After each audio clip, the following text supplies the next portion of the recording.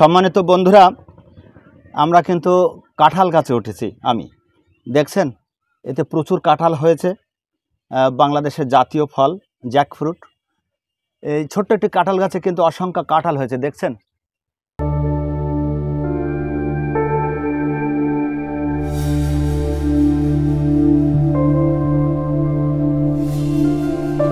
এটা হচ্ছে আমার ভাইরা ভাই শফিকুল ইসলামের বাগান বাড়ি।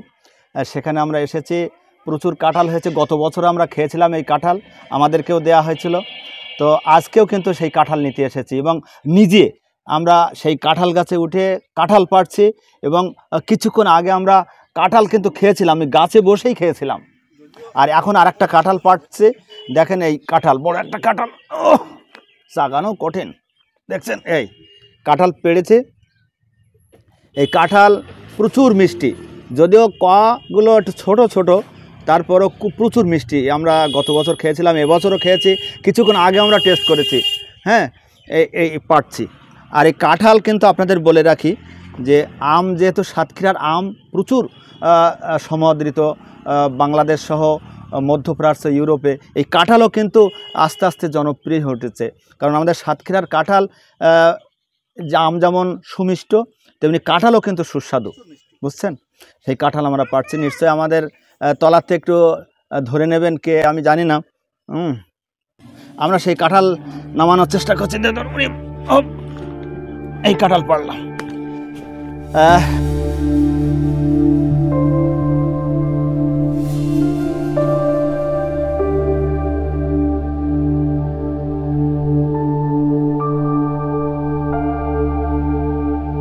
সম্মানিত বন্ধুরা, এই কাঁঠাল কিন্তু অনেক পুষ্টিকারী ফসল।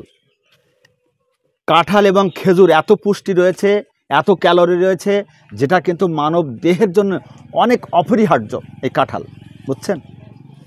এই কাঁঠালে ভিটামিন এ রয়েছে, বি রয়েছে, সি রয়েছে, তারপর ম্যাগনেসিয়াম রয়েছে, তারপর এমনি করে ফাইবার, অনেক ভিটামিন রয়েছে এই কাঁঠালে।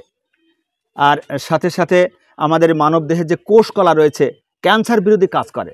তারপর প্রোস্টেট গ্ল্যান্ডের উপরে কাজ করে এই কাঁঠালের পুষ্টিতা। সব মিলিয়ে এই কাঁঠাল আপনারা খাবেন, অনেক পুষ্টি রয়েছে এই কাঁঠালে।